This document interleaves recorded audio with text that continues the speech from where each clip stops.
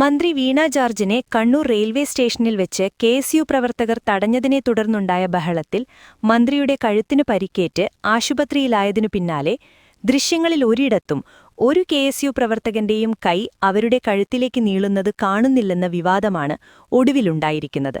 സംഭവത്തിന്റെ നിരവധി ദൃശ്യങ്ങൾ പുറത്തുവന്നിരിക്കുകയാണ്. അതിലൊന്നാണ് ഞങ്ങളിവിടെ കാണിക്കുന്നത്.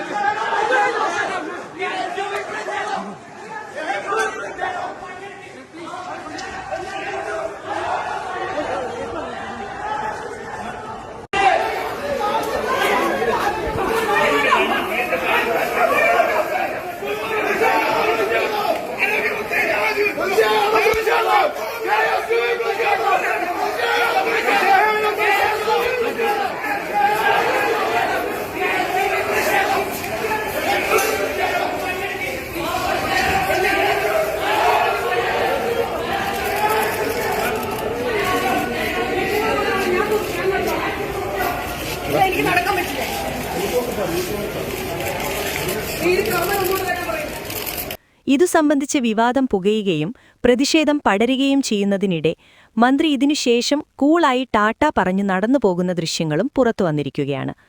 അതിനുശേഷമാണ് സ്പീക്കർ എൻ ഷംസീർ വരുന്നതും മന്ത്രി വീണയെ ആശുപത്രിയിലേക്ക് അയക്കുന്നതും. അതിന്റെ ദൃശ്യങ്ങളാണ് ഇനി കാണുന്നത്.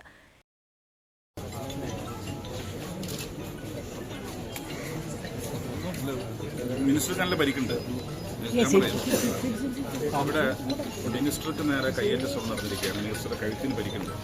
മിനിസ്റ്റർ ഇപ്പം ഈ ട്രെയിനിൽ സഞ്ചരിക്കുന്നുണ്ട്. എൻ്റെ കൂടെ മിനിസ്റ്റർക്ക് പരിക്കേറ്റിരിക്കുകയാണ്. മിനിസ്റ്റർക്ക് അഡ്മിറ്റ് ചെയ്യുന്നത് പ്രതിഷേധത്തിന്റെ ഭാഗമായി വന്ന പ്രതിഷേധം എന്ന് പറഞ്ഞാൽ പ്രതിഷേധിക്കുക. ഞങ്ങൾക്ക് പ്രതിഷേധിച്ചു. പക്ഷേ കയ്യേറ്റം ചെയ്യാന്നുള്ളത് ശരിയല്ലല്ലോ. ജനാധിപത്യം സമരക്കാരനെ ആക്രമിച്ചു. പിന്നെ ആക്രമിക്കാൻ സമരക്കാരെ കയ്യേറ്റം ചെയ്തു. കഴുത്തിന് പരിക്കും. ഞാൻ അദ്ദേഹത്തെ കാത്തിവിടെ നിൽക്കുകയാണ്. അപ്പോഴാണ് പറഞ്ഞത് കഴുത്തിന് പരിക്ക് പറ്റി. ഇപ്പോൾ ഹോസ്പിറ്റലിലേക്ക് അഡ്മിറ്റ് ചെയ്തു. അതിപ്പോൾ ഏതാണ്ട് അങ്ങനെ തന്നെ കാണുന്നത്. മന്ത്രിമാർക്കെതിരെ കരിങ്കൊടിയും സമരവും നടത്തിയ ആൾക്കാരാണ് നമ്മളൊക്കെ അതിന്റെ പ്രൊഡക്ട്സായി വന്ന ആൾക്കാരാണ്. പക്ഷേ ഈ രീതിയിൽ മന്ത്രി കയ്യേറ്റം ചെയ്യുന്നത് ജനാധിപത്യത്തിന് കുറിച്ചുള്ളതല്ല. അത് അപലപിക്കപ്പെടേണ്ടതാണ്. അഡ്മിറ്റ് ചെയ്യാം. സജീവട്ടാ ദീപ്തി ദീപ്തി എന്നത് കാണിച്ചിട്ടില്ല.